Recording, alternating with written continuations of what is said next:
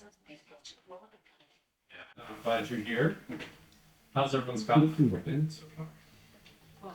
Nice. Yeah, a positive crowd. That's a good phrase, actually. We need to have positivity here. So we are really excited to have this panel about net zero campuses, specifically here in the UAE. So it's you might have heard of higher education initiatives in other parts of the world. This one's really going to be focused on these local conditions. My name is Tim Carter. I run a nonprofit based in the U.S. called Second Nature, and since 2006, we have run a carbon neutrality commitment by presidents and chancellors of universities in the U.S. So we have about 450 colleges and universities that have committed to carbon neutrality, and they have been working towards achieving those goals for 15 years. So my background is that experience, and I'm looking to bring just some of that perspective really to this panel. I think it was just kind of starting out in this net zero space. Like, how do we think about the net zero activity here in the UAE for higher education? How do we think about network design? Like, what do we do together that we can't do on our own? Super important part of this. And how do we launch something that actually doesn't end at the end of some announcement? Like, how do we actually have longevity to the commitments that we make? So I'll just introduce our panel quickly. We have Julia Carlo, who's the acting head of sustainability at American University in Georgia. Is that right? I usually ask people, what is one thing that the public doesn't know about you that you would be okay with them knowing? Can you share something? You mean about my personal life? Yes, so me, well, I'll give you the, Okay. give you time to think, and then give you all that. So I roast my own coffee out of a popcorn popper, and I love it, and it's hard to drink other kinds of coffee. So important. Very, very.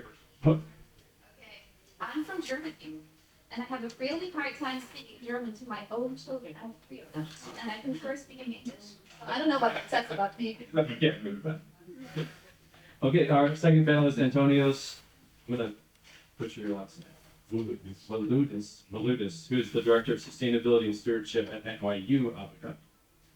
Greece, for saying something personal, so I'm from Greece, and I've lived in the UAE for 14 years. I have one of the prime minister of government, and now I'm in Vietnam. I'm finding it easy to when in Greece, I'm always worried about thoughts, I guess, we're speaking up more like the time. Okay, It's only for me. so it sounds like we have a translation service that will be providing to everyone at the end of this. Dr. Beatriz Garcia is the Professor of International Law at Sorbonne University in Abu Dhabi. So something personal, so please look at Brazil. And as you may know, we eat rice and beans every day in Brazil. And it wasn't very recently arrived in the UAE. I haven't found any black beans here, so if you have any, Okay. please let me know. Yeah, that's a challenge that I have recently. Yeah. Okay, so needs supply of black beans, translation services, coffee. I guess I could shoot you something if it's really so is that fair? Yeah, okay, good. What we're going to do in this panel is a couple of things. We want to really talk about what does it mean for campuses to have a net zero commitment and focus on decarbonization. What does that look like? And then we want to talk about what are the challenges associated with that. And this is not just technical challenges, this is challenges across the university. And then finally, we want to talk about what are the opportunities? What lessons have we learned, but what are the opportunities really specifically here for this both individual campus activity and network activity to happen? The way we're going to do this is we're just going to have a conversation. We're just going to talk about it. We're going to be honest about it. I think there's a lot of, a lot of things happen in COP where people declare things, and it's, you get from point A to point B by going in a straight line. And point A to point B is never a straight line. There's always squiggles in the line. So we want to really focus on the squiggle. Talk about what is hard, what is difficult, what is challenging, and how do you overcome those challenges. And then lastly, we want to hear from you. We want to have a discussion with you about questions you might have about how this works. So that's the format of today. So let's just start, dive right in and say, when we think about decarbonization, what are the big kind of technical pieces? Maybe, Antonio, I'll start with you. What are the technical pieces that you see as what does it mean to decarbonize? Right, and thank you for the question, and it's a pleasure to be here. It's great to be here day 6, very important topic on energy, just transition and these new people. And it's a really great question because it's also great to think about it in a different way. Before we go into the technical tactics, we want to start right. And the number one key component in my opinion is first of all to have strong buy-in from your legacy. What do I mean by that? I'm very lucky to be the part of the work you've done in your university environment that has a really strong focus on sustainability and provides us with previous material has today. Developed the options that were a couple of years ago, I forgot to mention the inaugural demonstrations. And this is really important because when it starts with this strong buy-in, it really, I can say it's at least 50% of the job because then it creates that momentum around, developing a strategy and start working around different issues that we might face with other stakeholders within the country. And that's the second piece that I want to talk about. It's also maintaining momentum. When I started a couple of years ago, the main first task that we started really was to develop a climate action plan.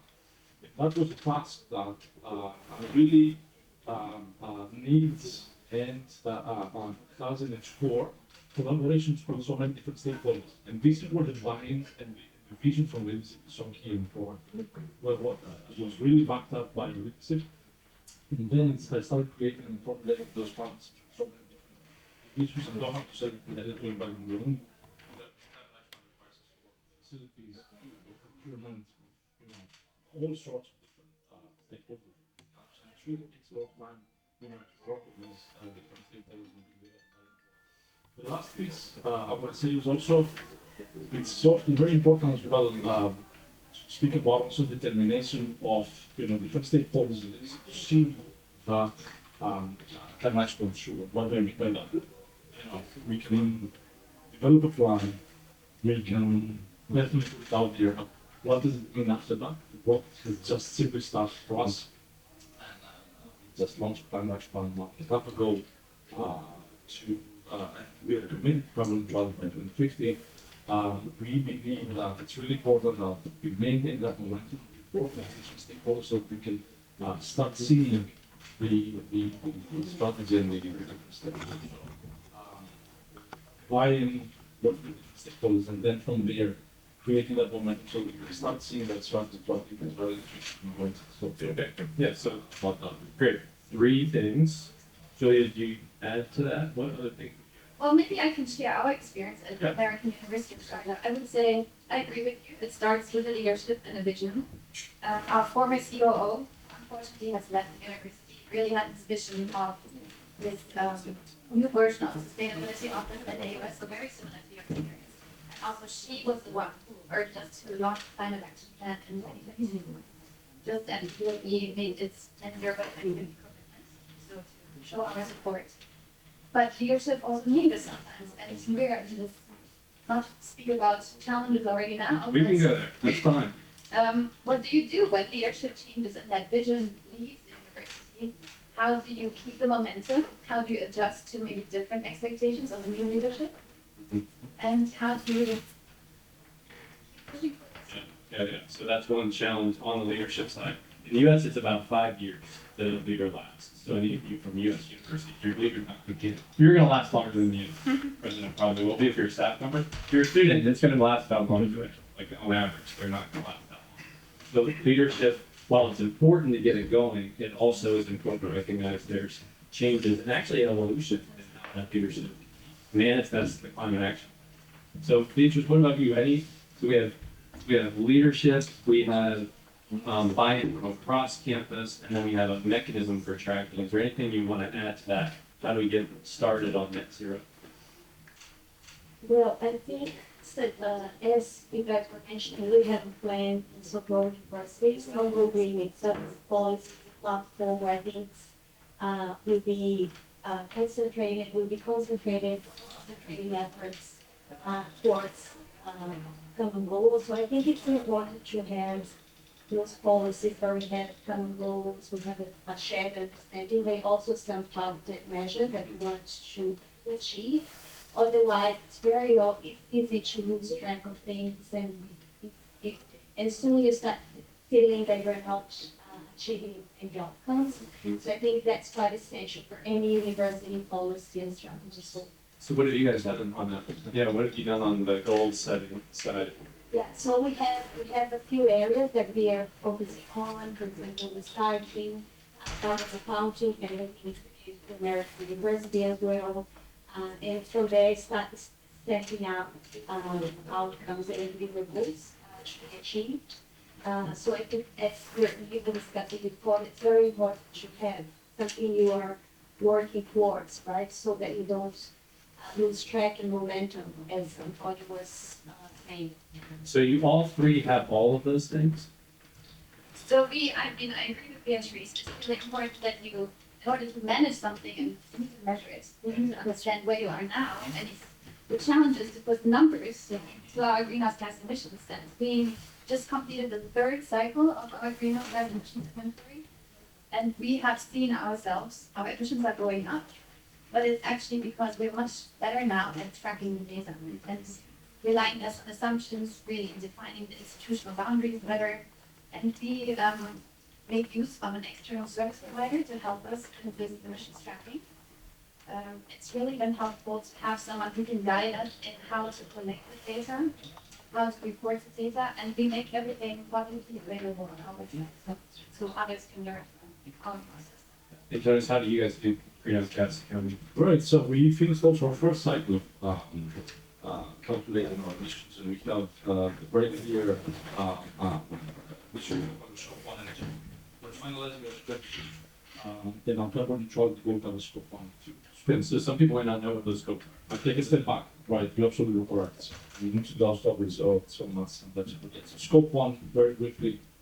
The fuel that we burn go from may be anything that we directly burn, that's kind of scope 1. So transportation, that may be already petrol that we use for generating. That's scope 1.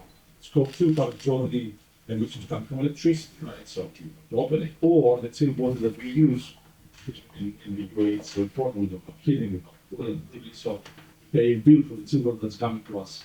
So that's also a big segment of our scope 3.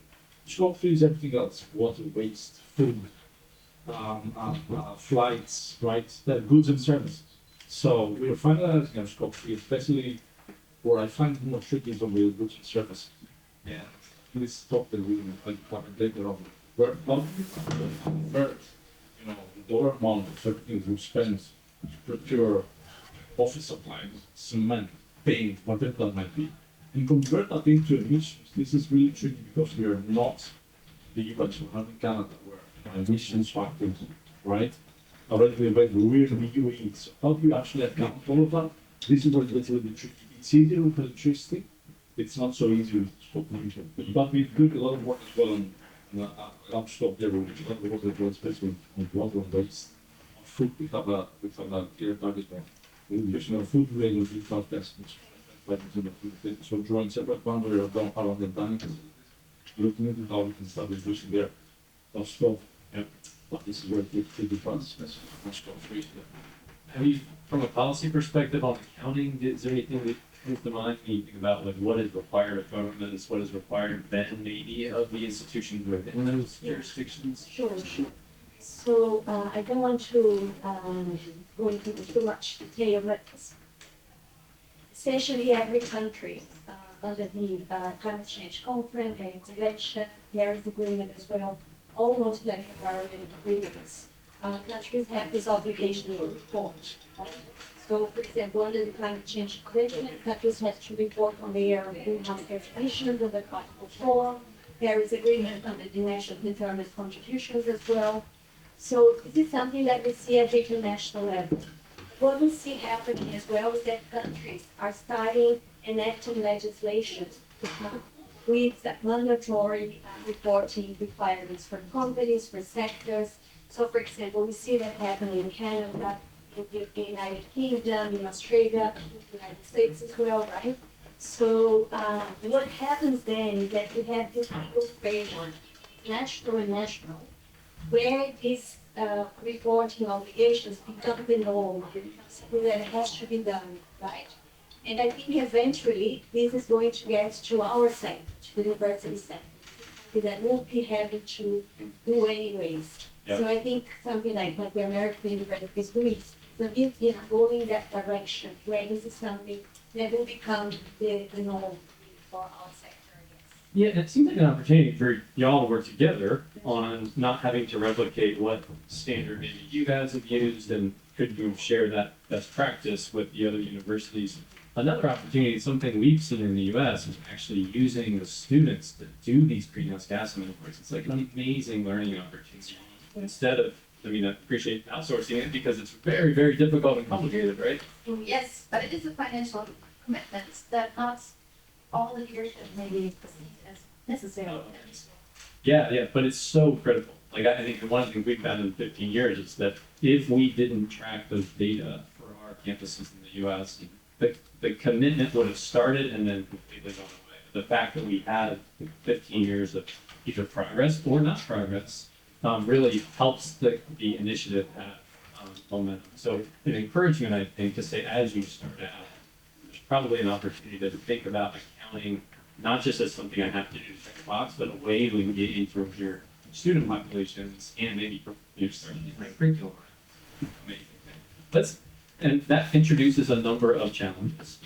So when we think about challenges, some of them are technical, some of them are cultural, some of them are social, some of them are legal. So we can, let's just have a conversation about the broad breadth of challenges of implementing a goal. So a vice chancellor said, I want this to happen. Now you're scrambling to actually account for it. And what are the big technical things that you have found here that are maybe beginning to get in your way, or you haven't been able to overcome yet, or you anticipate being an issue to accomplish this big goal that you're starting with? Sure. We've been discussing this for quite some time.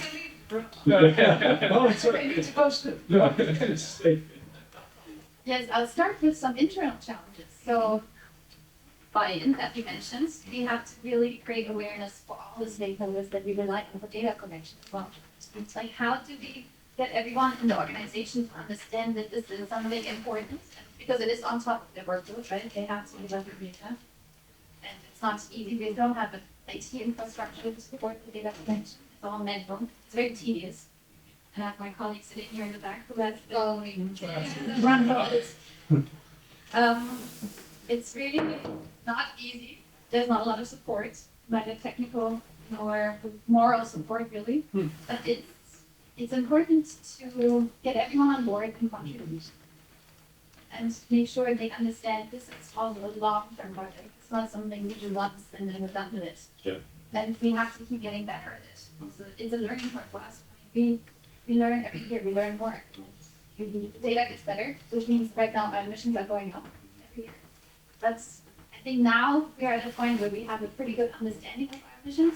And now we need to go into phase 2 and really think about how do we break down this 2050 long-term target into near-term or even medium-term goals and initiatives, strategies, and that's going to be the next big challenge. Do you find the connection with UAV's targets through the NDC, connection there is difficult, or is it pretty easy to see how you might map to the goals? So we are also, all of our universities are part of the really Alliance for Climate Action, which helps us a lot with putting accountability to our commitments, but also gives us credibility because they're very aware of greenwashing and institutions making big announcements and they're not following up with actions. So this really helps us keep the momentum here in UAE. I find that UACA is not just universities, there's also a lot of private sector companies. So it really combines all non-state actors in UAE for climate action. And universities are very different from production entities. Yeah? Our greenhouse gas emissions profile looks very different. Actually, our scope 2 emissions are by far the highest. So I think we're going to need very different strategies than, for example, Procter & Gamble or Unilever or a construction company. So I think we need to work together within this bigger community to find our niche and define our lane. Right.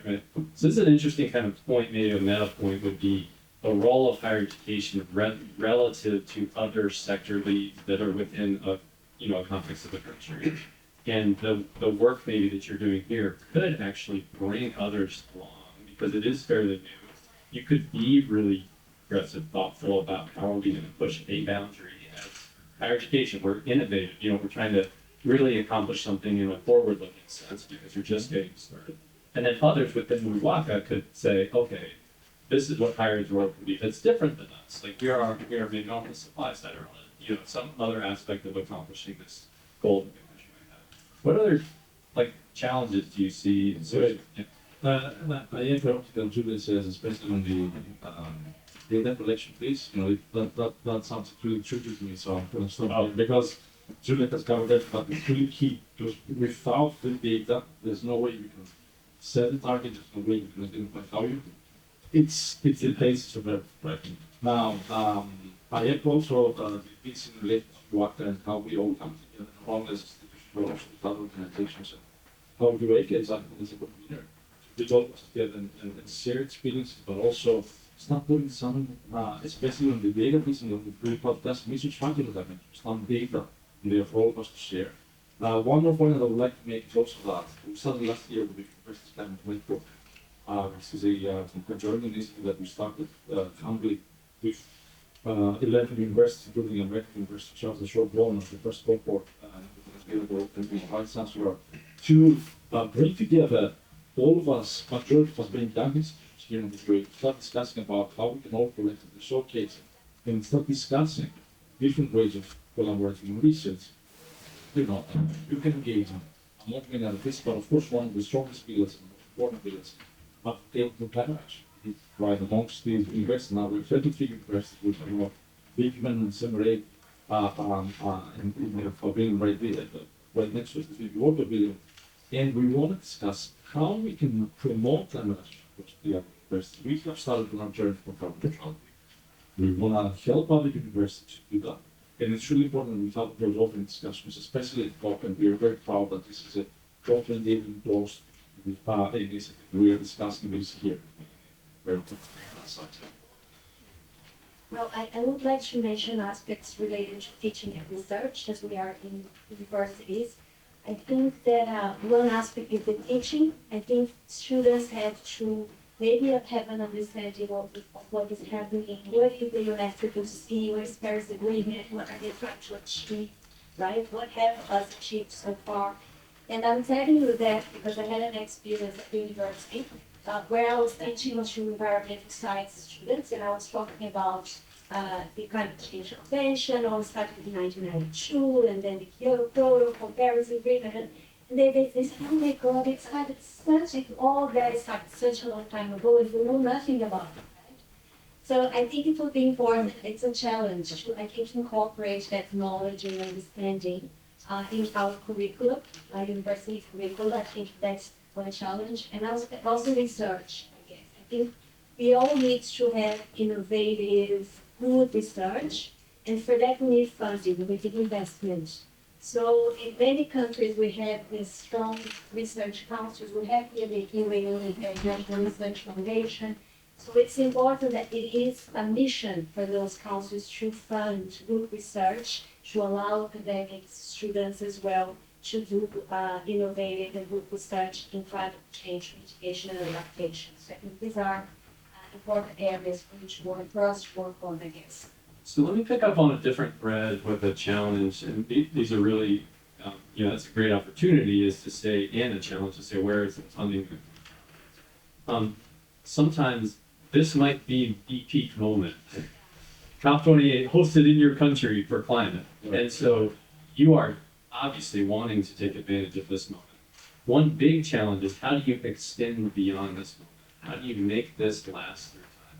So how have you even begun to what is the first steps in that process that you said, okay, I know COP28 is going to catalyze us all. We're all going to be excited. We're all going to be exhausted at the end. And then how do we not just oh, that happened, that was great, we moved on. How are you thinking about that? For me personally, just the fact that COP28 is hosted here and it led to the universities that network being founded. For the first time, we have this engagement between universities in the UAE, and that has been already in those few months that we have the network has been so impactful. We're actually talking to the university right next to us. I'm sorry that this, it has been impossible to talk for years because I don't know why. But we are actually meeting the right people. They come to the same room. We're meeting the right people to talk to. That's what we want to do. Yeah. Actually get to the right person. And there's this willingness to collaborate because we all face the same challenges. And how do we work together to advocate for higher education in the biotech? How do we work together to agree on what we want to achieve? Yeah. And I really hope that this connection and collaboration will continue. Yeah. So maybe the longevity piece is these relationships that are being built that maybe it was like, oh, I'm not going to actually get to know you, I'm not going to reach out to that person, but now it happens, and now you go on that. What other opportunities or challenges might there be from this moment passing by? Well, I teach environmental law, so the focus on that a lot of Oh, my right. life, for sure. But I think it's a matter of, I think engaging is the student community. I see a lot of students so interested in doing something like participating in the call and getting engaged. So I think we should take that opportunity. Students, they want to be part of the solution makers. So I think this is something we should work more on, I think, going forward. And I think as Julia is mentioned, we now have that network, UCN, and it does give us that bonding. We didn't have that before, and it does make a difference because we now have this personal relationships and we can work on that. We have no who to talk to, and all these things are very important, I guess. Yeah. I just want to reflect, and I echo the points that especially on the UCN things. I mean, it's becomes really important because dialogues with the right people, always the university. But professionals and people who want to be the important financial aspect, right?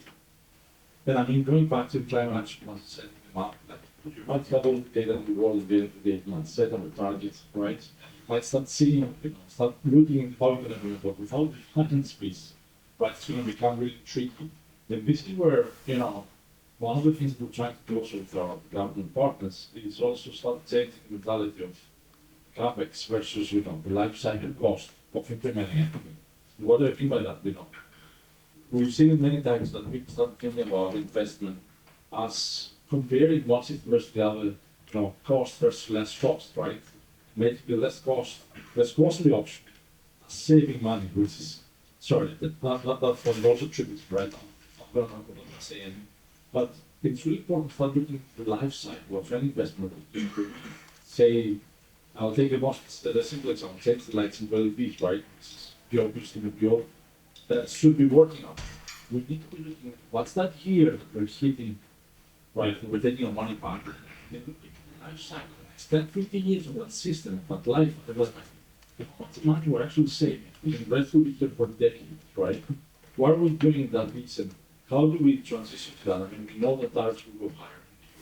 We pay much lower compared to the US or Europe per kilowatt hour in the US. So the cost will go up beyond what we mentioned to say. So it's also, and sometimes we also forget about financial sustainability. So the first thing that we're looking at when we do our emissions, we also safeguarding, the next year's budget, for example, is not from the way to go. So that's one way to look at it. The second piece is also when finances are not the longest local influence, we need more investment, say, deep dive retrofits for going to, for example, installing renewables on our campus. This is where I think it's also important to look into other ways of finding finance, to be exposed more. For those of you who might hear the term for the first time, that's what the services companies that come to you, do a quick inspection, you propose a set of measures, they do all the financing, but saying that you used to pay $100 a month for your electricity, now you pay $80, they recover this $20 every month, and for the 5, 7, 10 years, they get their money back. So that's not a way of. Yeah. And that's also the getting track here in the UAE. How we can tap into that funding, and especially for these big ticket items, I think the universities can work with them and start finding ways of getting more finance routes. I think it's also going to get tricky after we also knock out all these online. Yeah. Yep. So you're getting the challenges and opportunities. So the opportunity for finding funding is not just same old spot, it's being creative about that. I know we have a number of people from Ohio State here and they have engaged with a corporate partner, NG, a number of years ago to basically like create this Right. pretty innovative, and at the time it was one of a kind model for energy services that also helped them Right. meet their goal, even a more I think sophisticated model than ESCO's. I want to say one thing about the network of networks, and that is the WACA is part of this global network of cross-sector climate action groups. So when we're in the US, it's called the America's All In Coalition. It used to be called the We Are Still In Coalition when President Trump took us out, and now we're not out anymore, so it's just America's All In. And that group of cross-sector partners exists in countries all around the world. So UWACA is actually itself not operating in isolation. And there, I think, could be some interesting synergies between the UWACA model, the higher institutions here, and potentially ones like ours in the US. And what could it look like for us to collaborate across these networks and using these cross-sector learnings in order to share that information might help us overcome, maybe some barriers that we just identified either financially or technically or relationally. Let's kind of wrap up before we start to get into questions from the audience about really opportunities. And we really are starting to touch on that. I want to end on challenges, that's a bummer. So what do we think about on the opportunity side? Maybe let's start with some of the best practices that we're seeing, institutional best practices for reducing emissions. Do you see opportunities here that may be distinct within this context that you would want to take advantage of, or just opportunities in general that you see around this emissions reduction on the technical side? We can start with you. Yes, I think just reflecting on what you just said in your introduction, like learning, we don't have to invent everything from scratch. Yeah. We have to be smart, because it's time taking, and look at other networks and what they have achieved, what we can learn from that standard worldwide. But then keep in mind we need to probably adjust it to the local context. So how does that look like here? That's so important. So, I mean, I know in the US, heating and emissions from heating on campuses is a major. Yeah. But It's very hard to decarbonize. So we don't have that. Yeah. Everything is purchased electricity.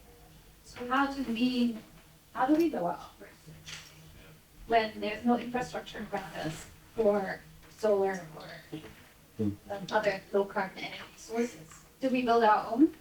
Do we work with the local authorities to promote more low carbon energy sources? Do we just work on offsets to minimize impacts? We need to, this is something I think we share here in the UAE, and we will have much more impact if we come together and suggest something jointly. I think we'll have much more ways than either of us. That's my idea. What do you think about it? Right. There is power, so an opportunity might be. We know energy systems, we want it to be slightly different than it is now. We know that in UAE is very different type of energy system than the one in the US, which in the US, a lot of places actually are private, like they're deregulated markets. And so the way that energy is distributed and created in the US is different than here. And so in your context, how do you approach that conversation with both confidence and reality and make sure that you're able to accomplish your goals? Because like you're saying, so much of it is, versus electricity is a big part of your, if you're gonna meet your goals, you gotta figure out that. It's 70% of our emissions Yeah. if we don't tackle that. So together, you're saying the opportunity might be together, maybe with vice chancellors and other senior leaders, you could affect this policy. Is that fair? Very fair. If I just to zoom out just for the those that are not really radio here for just a few days for COP, it's really important to highlight that we are part of the country that has set the net zero by 2050. Very clear value, right? I think one of the opportunities there also, or positive, if I might say, messages is that we're not the only ones also going for the journey, right? The country is doing significant investments in nuclear and solar to decarbonize the grid that we hope and we believe that strong that for 20% feasible, right? So it's a part of the journey that we're going to go on. We are looking into also, for example, so many other sectors that the country will do significant investments in electric vehicles, for example. Having more charges, so that we will power through with clean grid eventually. So for me, this is an opportunity that we need to capitalize and get pushed back to the rate of this, how we all network. and identifying those units is very important. One other thing that I want to highlight, I think it's also as we mentioned, in field resource versus offset or solutions. I think one of the challenges that we face, but I believe that would say soon, is that at the moment there is no framework, legal framework in place that allows us to go and become small producers in essence, so that we can sell back the electricity we produce, so therefore the electricity that we're consuming. And although we know that there's a big investment from the government in that direction, we would love to contribute, right, in any possible way. For example, we don't have the land where you've done, for example, the investment. Consuming the energy within the required system, we will help you do that model. So right now the framework is not there. We hope that will change eventually, because it's not only us. Eventually, every organization that reduces their the utilities consumption to a point, then the remaining is either offsets or we prefer, I think I'm speaking about a few of us, but we prefer not to go to the offsets model so much, become small producers and contribute to that national level. So I think that's something that eventually will change, will have to change. And we are so eager to see also in the coming years and post-culture and how that net zero strategy will materialize into different smaller, very important strategies in different sectors. Let's see how that will materialize. Teachers, so we'll talk about opportunities with policymakers and kind of on that side. What do you think about from the legal perspective? What do you see there? Yes, I think exactly that what we always was saying, there is no binding and no binding obligations or requirements, right? So countries may or may not have those binding obligations to reporting, to disclosure information, to the disclosure of information. So I think that's the situation here. There are some of those things that are not legally binding. So for example, universities are doing it because they believe that it's important to be done, right? So this is in a way a challenge because it's almost like an extra work that we are doing, really out of our goodwill in a way, right? But when these things become binding and everybody has to do it, sectors have to do it, then it becomes a different story. So this is a challenge, I guess, that we maybe to face. But you turn that into an opportunity, though. An opportunity, Yeah, but yeah. I think, also back to what you were saying at once, I think if I see what's happening here in this country compared to other countries, I come from the global south, and what I see is that countries, they have targets, they want to transition to clean energy and all that, but all those things require money and funding and investment. And many of those countries in the global south just don't have it. It's going to be very complicated. But here, the situation is quite different because we have that capacity, funding, even the know-how as well, to give that know-how to this country. So that makes a very big difference compared to other countries Yeah. that have different challenges. And maybe an opportunity, again, to lead globally by big resources aren't a constraint. Maybe we could actually share more of that with those that are in need in places. One other opportunity I was hoping to talk about is just kind of on the network side. As UCN gets built, you all are from American University of, Sorbonne University of, NYU of. I had the opportunity to talk to the University of the UAE about a month and a half ago.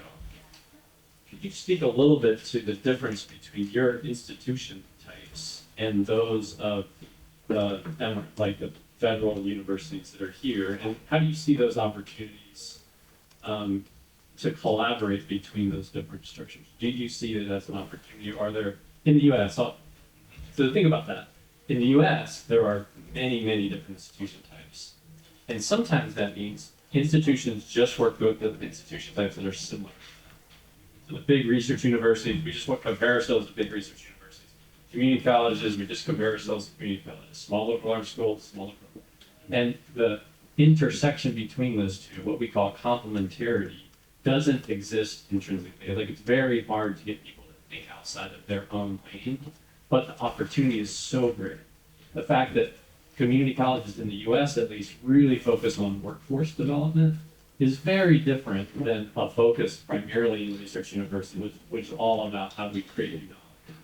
And so how do you match those two together? That could be, we're preparing new ideas that then actually get implemented with this workforce. Two different institution types. do you see that as a possibility, or do you see that? Or is, like, there's 4,000 universities in the US, not that many here. What do you see this network design opportunity? I tried to stall. No, absolutely. I think we all need to work together. I think campus decarbonization is a topic that's Universal, like, can go. applies to all universities. So how's it different, how would it be different at UAU than at, AUS?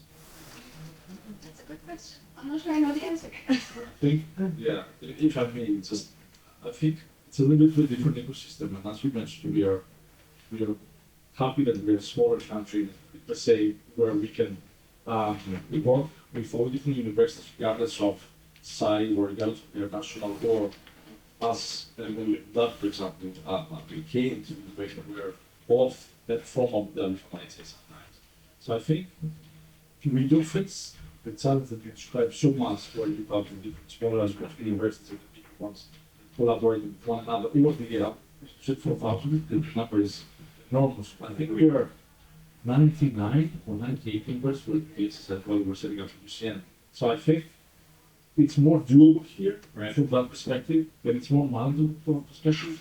I think the challenge that we face more is that we're all young institutions, right? And it's a young country. It's a country that's 52 years old, right? And we came 52 a couple of days ago. And I've been living here for 14 years, which is, if you think about it, it's absolutely crazy. I'm here for 30, the country's existence, right?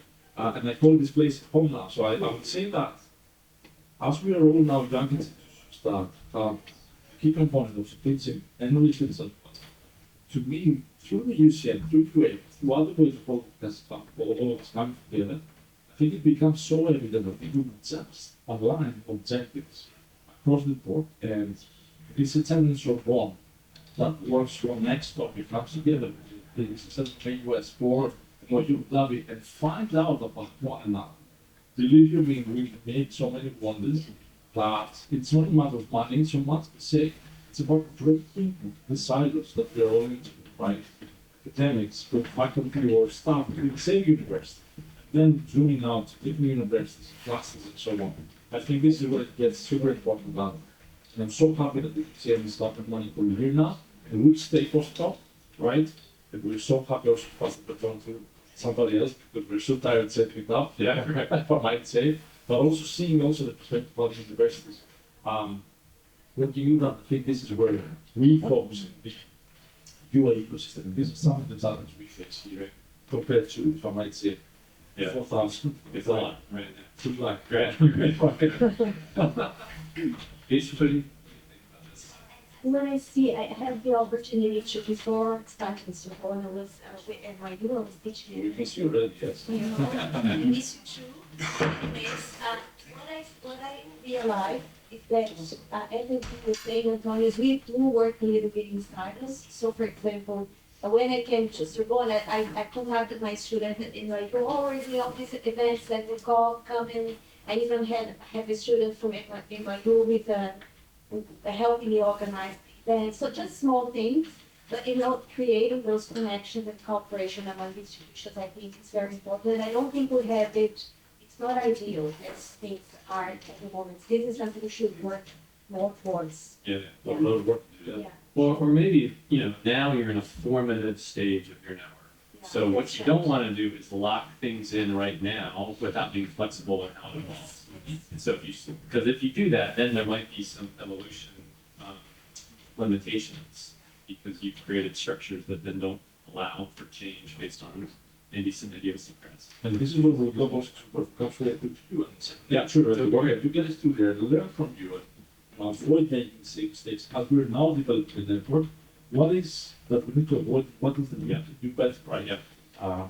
It's so important. We're correcting also, as you see with other networks, we were inspired by the UK which created and led by Edwards in COP26 in Glasgow, and we're going to have an event, the main event that we all participate in December 8th. In the morning and the evening, we have the network of networks kind of mixer where we just want to meet with, given the COP opportunity for all of us to meet and start again making those discussions. I think it's very important. This is what I want to share with you about these things. Okay, so we have about 13 minutes for questions, and we're gonna. 13? All right. Yeah, we have 1 and 15. We're 13. Who has questions about or comments about the opportunities, challenges, potential network design pieces here? For these? Maybe say your name and where you're from, please. Okay, my name is Yasin. I'm Canada. I just had a quick question. So, in light of how complicated this issue is, what do you think higher educational institutions can do to combat climate change helplessness on an individual level? Climate change?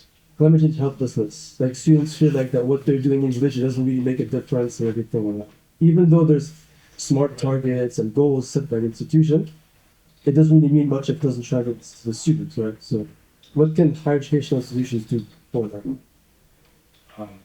I can go.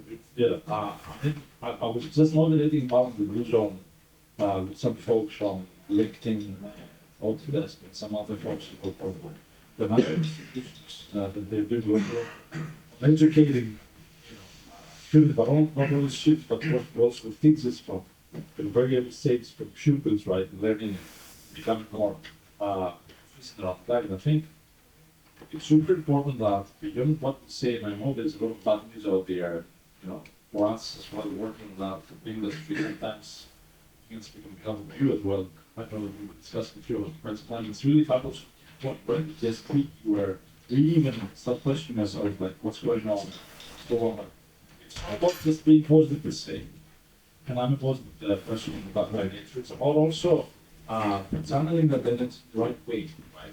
And it's very good. We can really topic where, instead of thinking like we actually accelerate, but because we just stop and don't do nothing, while in reality you accelerate the crisis.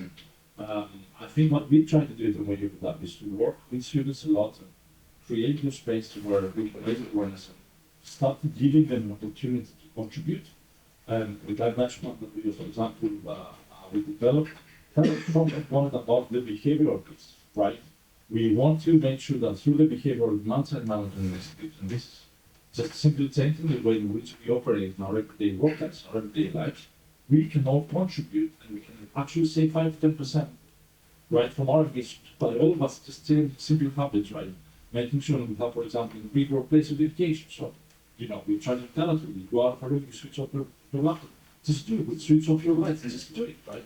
If that correlated, which we've done a lot of measurement exercises, the same as mine for that percent. Thinking about it, it's actually a lot. So, I encourage everybody, really, if you can influence your surroundings, by that I mean your home, your future workplace, if you're a student or your fellow students, we can, and if we all do that, once in the problem, we all happen. It's not something just so abstract. I didn't do it, and I've seen the numbers, and we can all do it. Sorry. That's good. I can go and stop there. Maybe I'll just add that the challenge we all face, and I'd like to acknowledge that we also face the same challenge, is something as big and complex as climate change.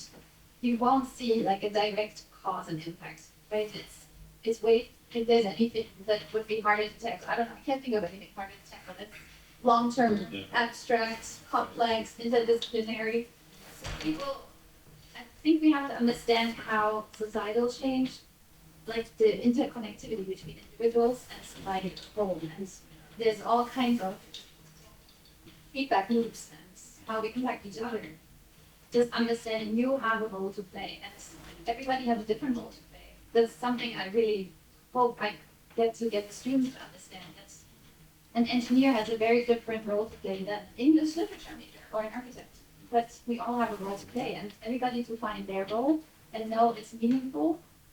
And maybe you don't really always feel like you can see the impact right away, but things will change, and they have changed. I've seen a lot of change actually in the time of my work. And yeah, so one last point. I think it's also important. Are you a student, if I may ask, or are you? Yeah, You're a student, right? So I get a lot of those questions from students, like, I want to work with build sustainability. What do I do, right? And I always tell the question back, like, what do you study? Some people tell me law, some people take another business, some people work in something else. All right, you're studying law, you work on environmental policy, right? You're studying government business, you work on business and finance. If you're a civil engineer, you go ahead and start building more smart or, green building. So, but one thing that the guy from LinkedIn that is just motivated me saying is that there is no job that's not actually a big job. By designing, for example, the new Xbox or PlayStation, but if you manage make a little more efficient, for example, let's say 10% more efficient in energy, how many consoles we have out there? So you're a product designer, but all of a sudden you're contributing to global purpose. I think this is where we just need to start thinking more broadly. Every job, to my mind at least, or almost every job, will be a climate job. We also need to think about from that perspective how to make contributions all up to us in mind. Teachers, I mentioned you have all these law students, or you're teaching policy law, because you have to. And my experience is that a very good question. I had two reactions. I had to teach environmental law, and every year is tougher for me, right? So I had two reactions, like climate anxious students say, oh my God, we're all going to die. It's the situation is getting really bad. Or students having that attitude of the problem is too big, I'm not going to solve it, right? I won't do anything about it. And I think the antidote for those two reactions is really action. I think when you do something about it, you end up getting excited about it and you can make a difference.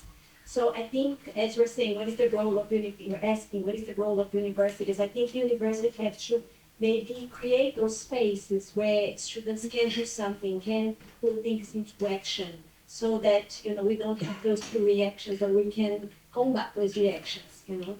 This happens with all of us. Sometimes we get even desperate about the state of affairs, right? So I think it's really a matter of creating those opportunities for students to engage and make a difference. Yeah. So in the U.S. at least, the senior leadership responds to two things. They respond to students and they respond to alumni. Because their job is to raise money and save money. And if you, as students, recognize you have that power, you can do a lot. So you can say, we want to advocate for the goal setting, the ambition. Or we want to create some crazy ideas that someone's going to pay attention to.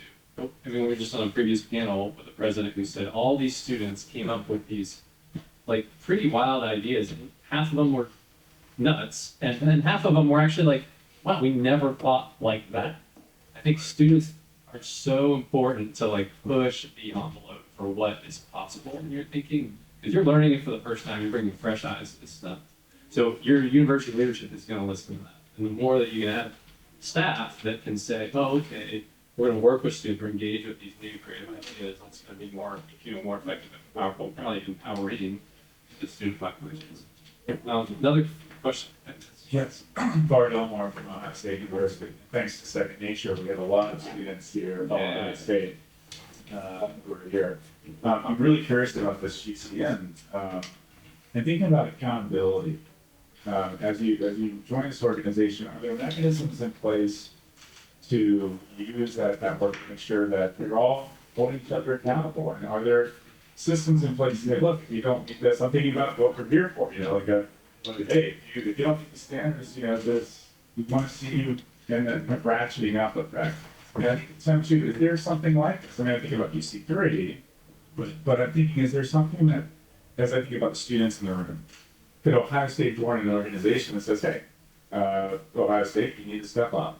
These are the things you need to abide by, and have some kind of third party that's trying to say, hey, let's see you do this. So I don't know if there's mechanisms that's not there. I really see this UACA network more that entity that will be the one in charge of the accountability and gatekeeping. Who gets to join? Are you really serious about this, or are you just releasing a press release of this? It's well, right? We all the press release. So for the UCN, we have our big meeting on Friday. We are in this very early initial stage to define really what it is that we want to do after COP. So COP is a big catalyst for making it happen, and now we need to work on the legacy.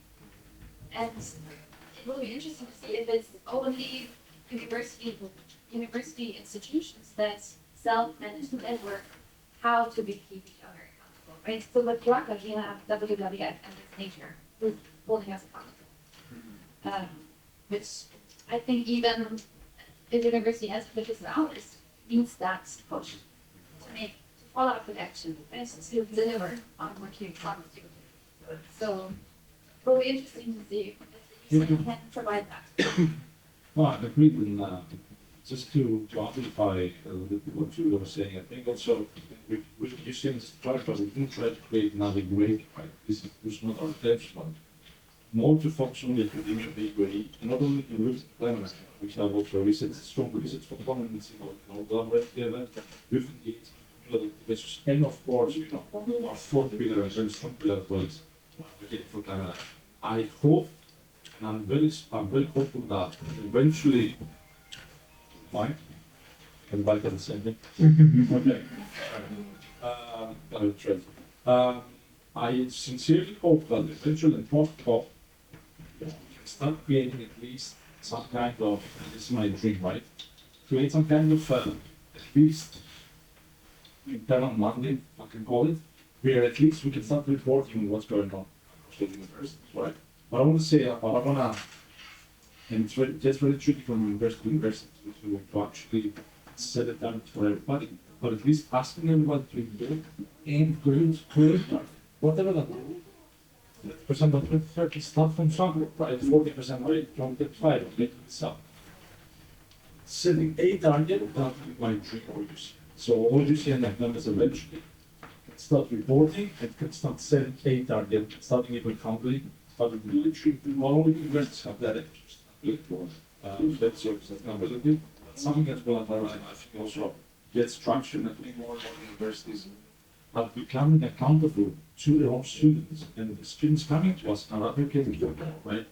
I'm happy to say it, sometimes also desperate. Every time they come to me, they ask for more, right? So they keep me my toes so that I don't relax. Like, now, every time I go back and say, no, right? So they actually just, the next thing we have, our students is not very committed. There's more ideas, right? So this is super important. Create that momentum going back to the beginning. It's just any thoughts on this? Very well.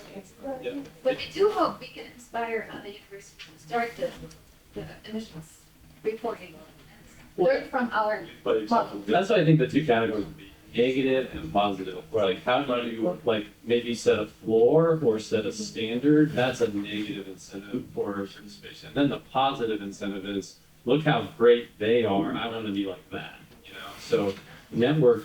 You know, there's maybe table stakes. You got to be ambitious to get in. But once you're in, and if you don't do that, so what we kick people out, like if you don't report or contribute to the network in any way over a course of 2 years, you just get booted out. And so you have table stakes, but then we highlight the leaders. We celebrate the champions. We say, hey, look at this great activity. It's not the same institution type, not the same things that they do, but the activities that we think are really pushing the needle on climate are the things that we want to celebrate. That provides a positive incentive. I think we are out of time. So I just want to thank the panelists. This has been really fascinating. First of all, learn about the context here. I think it's important for us to understand the global world that we're living in and relative to our work, and the contribution that you all have made to questions and hopefully we stimulate some ideas. So thanks a lot.